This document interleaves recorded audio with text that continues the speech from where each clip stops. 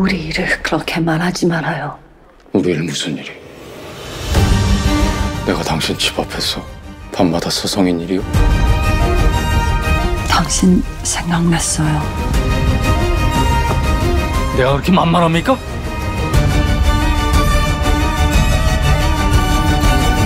내가 그렇게 나쁩니까?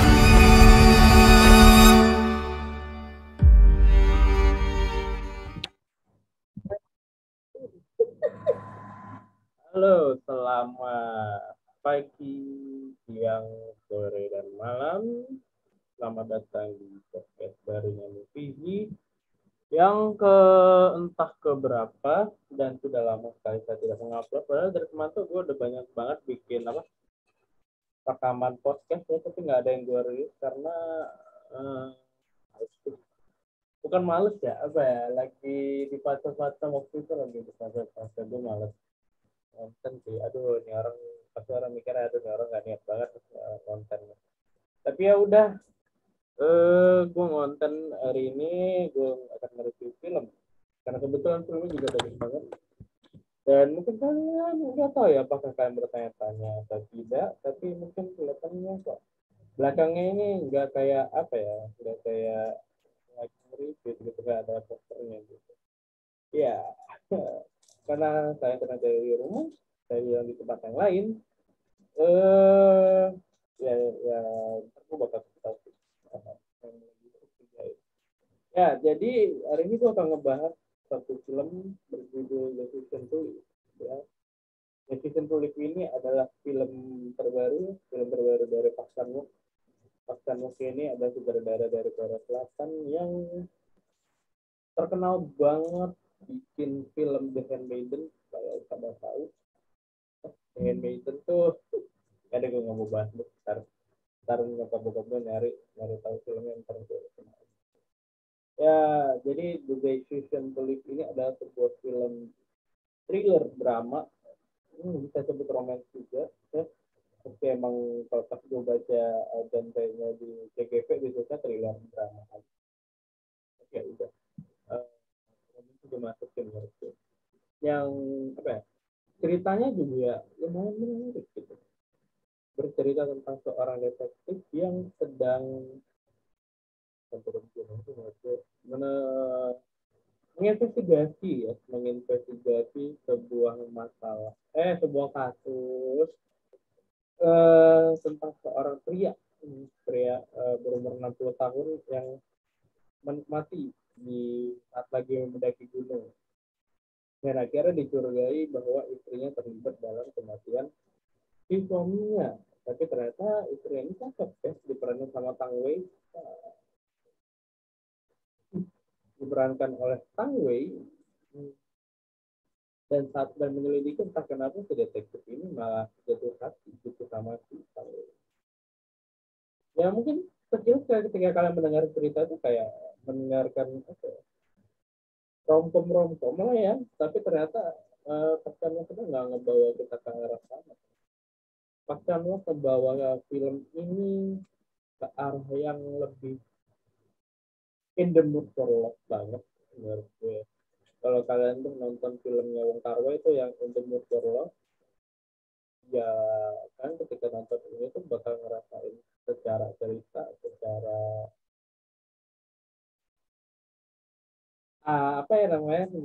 cara jalannya, bagaimana kita dibuat nonton film ini tuh berasa kayak lo lagi ngeliat hal-hal yang kayak ini misterius banget, tapi dibuat dengan misteri thriller yang emang menggigit banget ya. Park Chan-wook ini memang selalu tahu banget gimana caranya ngebikin kita nggak bisa bosan, karena film ini juga menurut gue durasinya lumayan panjang, 2 jam 18 menit. Dan itu nggak berasa. Kenapa? Pertama gara-gara shot-shotnya itu. Park Chan-wook di sini tuh kayak nggak bisa ngebiarin kita sedikit pun ngerasain bosen dengan apa yang diceritakan lewat pertama shot dan movement film ini sangat paling banget. Nggak ada satupun di dalam film ini yang shotnya itu diam aja kayak pada film biasanya. Ya nggak dia nggak mau ngasih kita itu loh, dia mau pokoknya beragam cara gimana caranya filmnya tetap terasa menariknya dari terutama dari tampilan kemasan shotnya. Dan itu yang gue benar-benar wow gitu. Dia bisa dari POV HP, dia bisa dari kamera dimerengin karena kebetulan POV-nya itu dari mayat orang yang lagi mereng, jadi kayak ngikutin merengnya kepala orang itu. Terus juga macam-macam sih ya shotnya yang ada. Wow, wow. Ternyata saya belum mematikan background sudah saya. Wow, gue lupa kalau gue masih pakai background film kemarin dan wajah gue jadi tiga. Nah, gue baca. Wow, ternyata muka saya green screen. Oke, lanjut lagi. Yang menarik sih dari menurut gue adalah pertama emang shotnya tuh. Terus transisinya gue suka banget tuh ketika ada adegan di mana dia lagi di mobil lagi neropong terus tiba-tiba teropongnya di zoom nggak bisa di zoom out iya terus tiba-tiba dia ada di rumah si Panggung gitu. Si Tong Deora gitu. Menurut gue apa ya Pak Chandra ini punya cara yang misterius istilahnya tuh misterius banget karena setiap adegan tuh gue selalu mikir nanti orangnya mau bikin kayak gimana nih adegan pengadegannya mau kayak gimana pengambilan shotnya mau kayak gimana dan selalu dengan cara yang terduga dan unik banget dan itu sih yang menurut gue secara kemasan short film ini tuh udah benar-benar luar biasa tuh menurut gue tuh kayak nggak banyak film yang mencoba bereksperimental dalam shotnya dan berhasil dan bukannya bikin orang apa sih kok banget sih bikin shot kayak gini tuh apa sih foto eksperimental gitu kan karena kan kebanyakan sutradara ya gue akuin banyak yang mencoba melakukan hal-hal yang dilakukan Park Chan Wook di film ini tapi nggak berhasil kenapa karena shot-shotnya itu yang biasanya apa ya itu sebutannya itu gue punya sebutan itu kok keren ya biasanya yang shot-shot yang kok keren itu eh tidak disokong dengan adegannya itu kebutuhannya apa cuman berasa sok kerennya aja nah Park Chan Wook di dalam film ini maka apa shot-shot sok kerennya itu tuh selalu ada urusannya dengan kebutuhan adegannya gitu. Ngerti nggak sih kayak yang gue bilang tadi tuh ada adegan di mana ada detektif. Ini kayaknya gue harus ke depan deh biar nggak gue lebih cerah. Nah, kayak gitu tuh cuma tahu kenapa. Pokoknya ada adegan di mana lagi ya spoiler dikit gitu. Ada mayat nih. Mayatnya tuh kepalanya mereng, jadi POV itu dari mata mayatnya tapi dimerengin gitu. Dan itu kan juga menurut gue kebutuhan cerita ya, karena kebetulan mayatnya mereng, kepalanya ya jadi shotnya ikutan mereng gitu. Jadi kayak shot-shot kerennya itu kepake di sini karena emang butuh untuk menyokong istilahnya itu rasa penasaran ya rasa ngebikin mata kita tuh tetap jeli tetap seger ngelihatnya ya juga gitu jadi kayak nggak ada satupun di sini shot-shot kerennya itu yang berasa gitu. Itu sih yang menurut gue tuh yang oke punya oke parah sih. Dan juga menjelang akhir cakep banget sih. Memang sepertinya apa sinematografi pemandangannya itu cakep banget, warnanya cakep banget. Terus kita berlanjut ke cerita.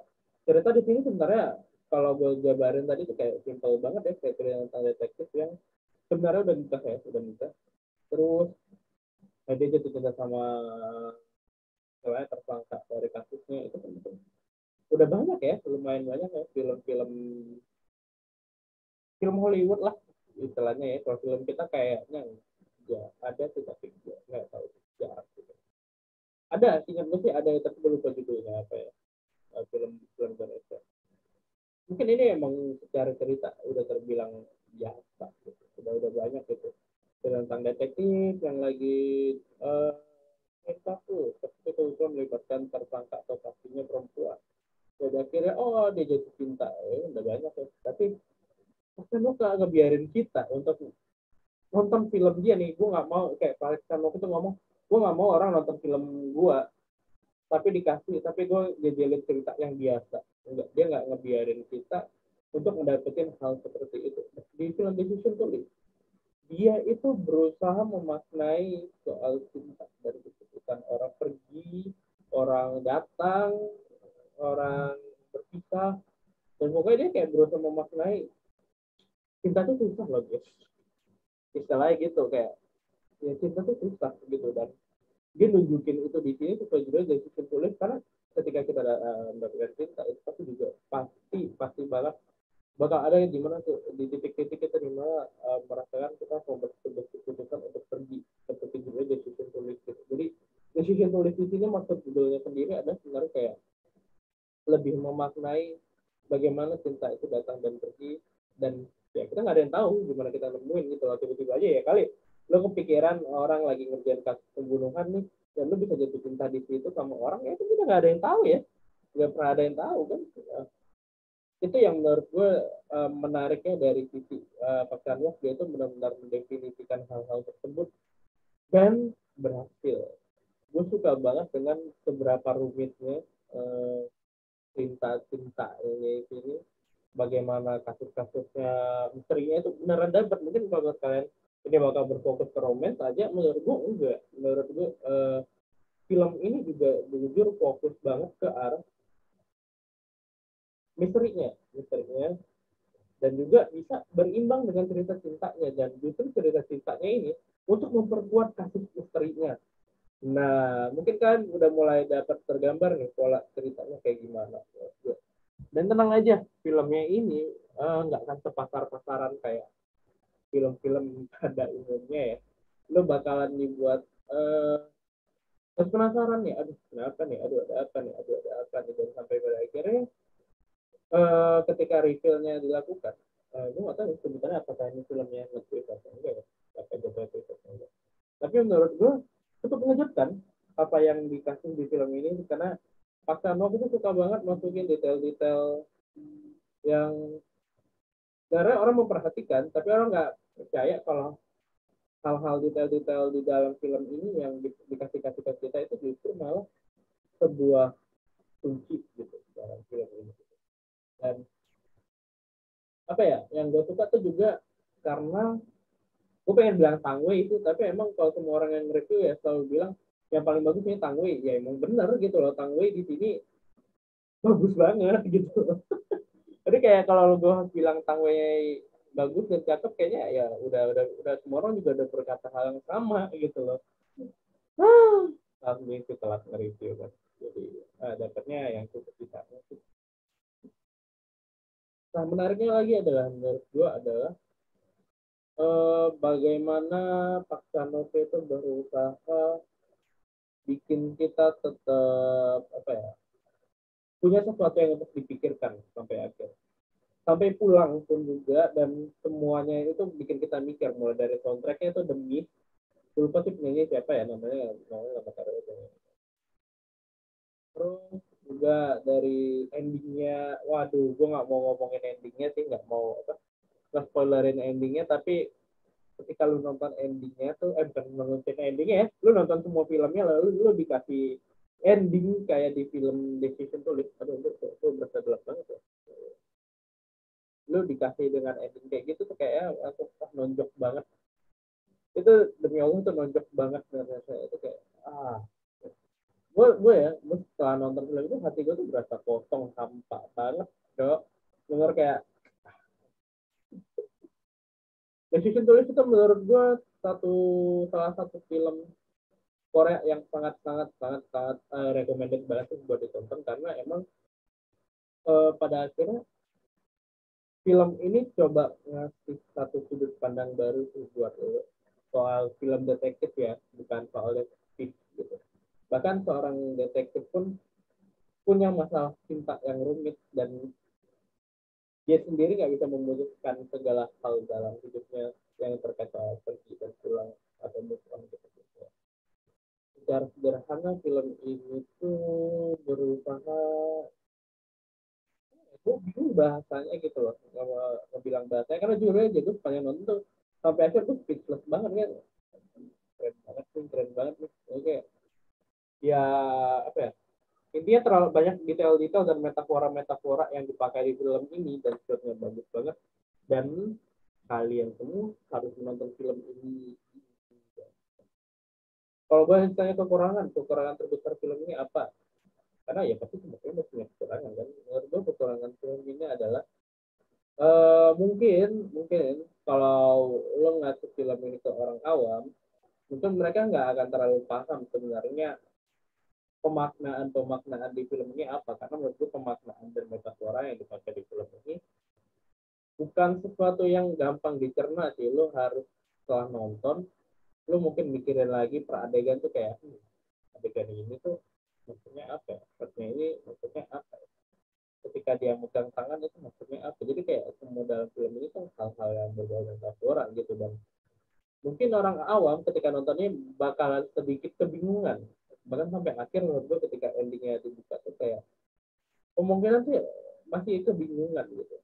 Tapi ya mungkin lo bisa buka internet, explanation juga udah banyak banget yang di internet. Gue tadi pas kelar jujur gue agak bingung sedikit, tapi pada akhirnya ketika kelar gue buka explanationnya sambil makan, gue jadi kayak lumayan tau kayak oh oke, gue paham. Ini kayak gitu tuh. Ya oke tuh, cukup ya, pendek banget kayaknya. Ya, gue nggak bisa ngalahin durasi filmnya. Ya udah deh, paling itu aja untuk episode kali ini. Mas kalau pendek, mas kalau agak nggak jelas ya. Karena gue juga lagi banyak. Nah dari kemarin gue nggak bisa ngupload karena lagi malas plus lagi banyak kerjaan juga.